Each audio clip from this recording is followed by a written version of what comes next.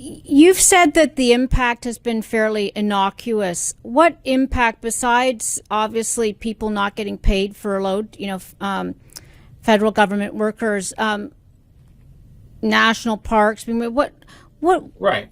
is there? Is there a point at which it does become a huge problem? I mean, we've not seen any consequences yet that you think have given people concern over this. Right. I mean, things like Social Security continue to get paid. The things that people's livelihoods depend on.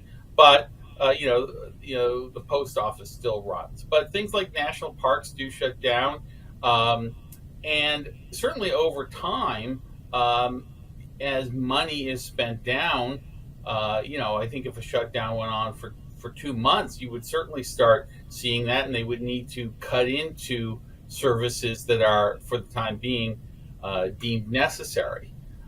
But that, hasn't happened. And I think, again, there's an incentive for politicians to use dire rhetoric as a way of sort of putting pressure on the opposition to come to the table, to negotiate, to come to an agreement. But there's lots of ways that presidents, the executive branch, can move monies around, defer certain things. There can be a long-term consequence. I mean, all that diminished government activity does, in a small Impact the way, GDP. on the economy. I mean, Yeah. government activity is a sizable part of our economy. So it's nothing to be dismissive of. What I'm just saying is we tend to often be alarmist because that's how the political game It's is not played. apocalyptic. You Right. mentioned that the shutdown under Bill Clinton was the most dramatic during the 90s. In what respect? Remind us of how it was dramatic. Well, it was dramatic because this was the first time in 40 years that the Republicans had taken control of the House of Representatives. And, now we've had it seesaw a lot in the last 20, 30 years.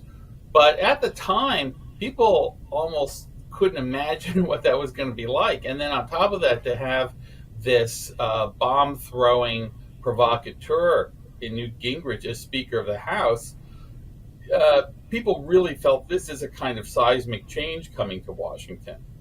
And back then, the Republicans' main beef with the Democrats was spending on Medicare and Medicaid, and to a lesser extent, Social Security. But after years of running up huge deficits under Republican presidents, it should be noted, Ronald Reagan and George Bush Sr., the Republicans had made something of a fetish of cutting the budget. And of course, Medicare is a huge, huge budget item. So that's kind of where they wanted to look to cut. Clinton put his line in the sand at sort of defending Medicare. And that was sort of the main bone of contention.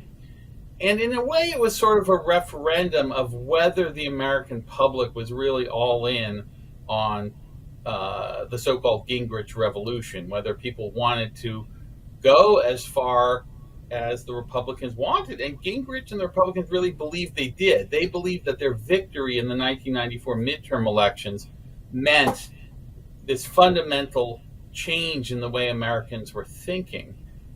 And Clinton was wagering no, that Gingrich is going to come off as the extremist, as the petulant one, as the uncooperative one. And he, of course, ended up winning Yeah. that bet, and it redounded to Clinton's benefit.